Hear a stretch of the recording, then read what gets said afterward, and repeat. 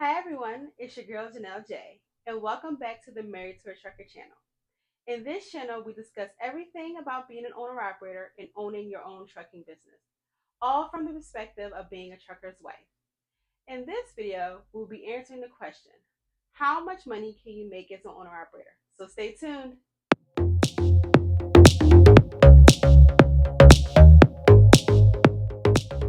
In a previous video, I briefly discussed how much money you can make as an owner operator.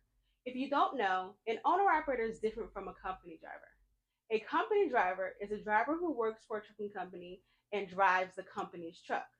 An owner operator is more like a partnership where you are a 1099 contractor and you must own your own truck and you lease your truck on to a carrier using their DOT and MC number.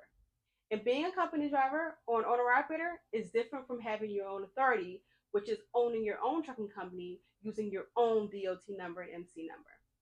So let's get into the topic. How much money does a lease on owner operator make? So I'll be going into more detail and showing you a couple sample paychecks or settlements, which is what we call it in trucking. I want to take a deep dive and provide you with some real numbers. I see videos all the time that discuss the gross numbers or the top line revenue that you can make. While gross numbers sound good to say, it doesn't paint the whole picture of everything that goes into it. They never talk about that net number. So that's the gross minus all your expenses. They never actually talk about the money you have left to take home as income. And I feel like a large portion of the time, the reason people jump into trucking is because of this misleading information. And a lot of times, I feel the real numbers are not discussed. So let's get into it. In a previous video, I mentioned that you can gross anywhere from $4,000 to $10,000 as a lease on owner operator. The reason that I provide such a large range is because it depends on different factors. One of those factors is the seasons in trucking. From January to March of each year, this is known as the quiet season. During this time, freight volume is down. From April to June, this is the produce shipping season as spring rolls around. From August to October, this is the peak shipping season. And of course, from November to December, this is the holiday shipping season. So the rates that you can get paid depending on the season that we are in. Next is market conditions. The rates that shippers and brokers are paying for a load is fluctuates by the different market conditions such as supply and demand.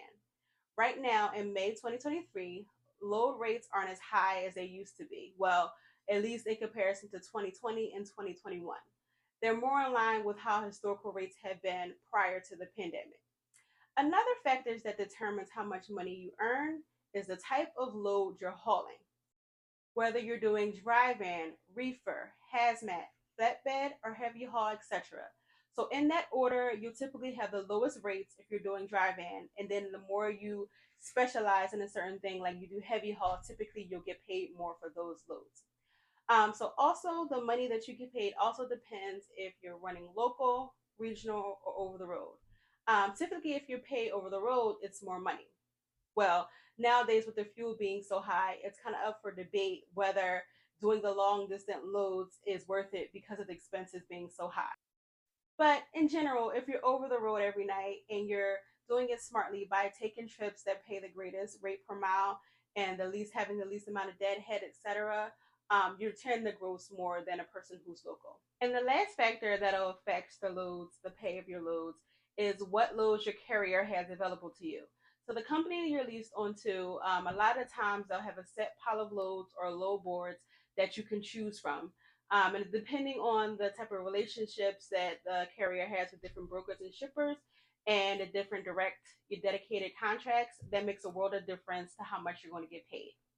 Okay, now let's take a look at a sample settlement. Keep in mind that this is just an sample. Every carrier has slightly different procedures of how they do things, but I just want to give you an idea of how it all works. So let's just say, for example, you make $5,037 gross in a given week as a local driver and driver. This is the total that's in the second column from the right, the total load amount.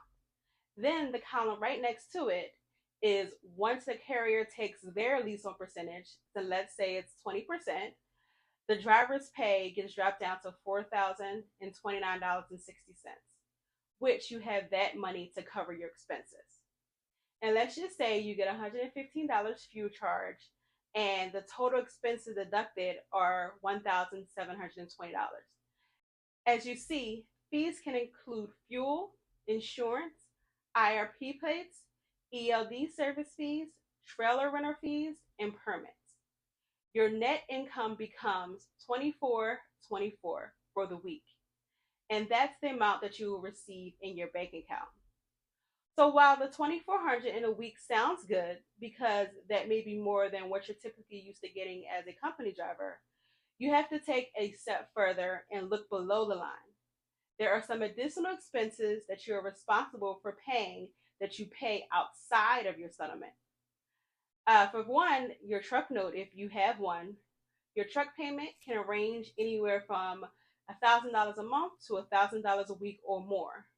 Hypothetically, if you were to say your truck payment is $2,000 a month, divide that by 4 weeks, and that's $500 a week. So after you pay your truck payment, any repairs and maintenance you had to handle, pay for truck washes and supplies, and pay for parking and tolls, your actual net take home money is more like $1,494.60. And we're still not done with expenses because that doesn't include the income taxes that you have to pay at the end of the year. You should be saving anywhere from 10 to 20% of your net income for income taxes. Taxes as an owner operator, since you are now a 1099 contractor instead of a W 2 employee, taxes are not withheld from your check, which may seem like a great thing initially because you're paid more upfront. You actually now have to save. You have to set aside a percentage of your money that will go towards taxes. So it's important to talk to a tax accountant or a CPA that can help you file your taxes. As I mentioned before, I definitely recommend getting an accountant that specializes within the trucking industry so they know all the deductions you can take so that you can pay the least amount in taxes. Okay, here's another example. So let's say you decide to take a couple extra loads that week, or this could be for someone who's a specialized driver or does flatbed or heavy haul. So let's say you gross around $7,500 on a given week. Again, let's say that the carrier takes 20% as their lease on fee. So after their percentage is taken, you have $6,069.60 to cover expenses. And let's say you get a $200 fuel charge, and then the total expenses that are deducted are $2,220. Because, of course, fuel is a little bit more in this example because you were working a little bit more. Your net income becomes $4,049 for the week. And that's the amount that you receive in your bank account. And again, you have additional deductions that you have to take care of outside of your settlement. So your total net income for the week after all expenses are closer to $3,000 for that scenario. Also keep in mind, as an owner operator, there typically is not a set schedule. So one week while you might make 6,500, the next week you might make 3,000. There's even a possibility that you might actually break even or lose money on a given week in the event that there's, let's say, an unexpected repair, for an example. So it all fluctuates depending on what happens in a given week. So let's see how this looks on an annual basis. So according to OOIDA, which is the Owner Operator Independent Drivers Associations, they conducted a survey in 2022. The gross income that the average owner operator makes was $258,000 for the year. So that would mean that the average gross income in a given week will be approximately $5,000 after the carrier has deducted their lease on fee. After all expenses are paid, OIDA is showing that the average net income is anywhere between $60,000 and $70,000. And remember, that's even before income taxes. So when we compare that to a company driver, according to truckdriversalary.com, the average company driver in the United States makes $66,000, with an average range being between $60,000 and $70,000 for the year. So as you see, the owner operator net salary is around the same as the average of a company driver. So for some people, it makes more sense just to be a company driver because you don't have to worry about all the expenses, the pairs, and the stress, and you have a more consistent pay and actually have benefits, all for around the same amount of income. On the other hand, some drivers will become an owner operator because they have more control over their schedule and they want a sense of ownership. And potentially, you can make more money because your income isn't capped as it is a company driver. But again, there's no guarantee that you'll make more than a company driver. You have to learn what it takes to run a mini business and how to manage your costs. And with time, you can be at the top, top 10% of owner operators that are netting over $100,000 a year or more. But it takes work to get there. For me and my husband's personal experience, ever since we decided to become an owner operator and later get our own authority, there has been a lot of ups and downs, money wise and emotionally. And I'm sure it would have been an easier journey for him to just stay as a company driver 6 years ago. But for us, it was about the journey, a sense of ownership, and about our goals for the future.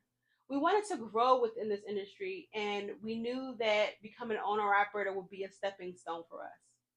So, if you know that you want to get your own authority one day and grow your business into a fleet, then I personally think being an owner operator is definitely a journey that you should consider.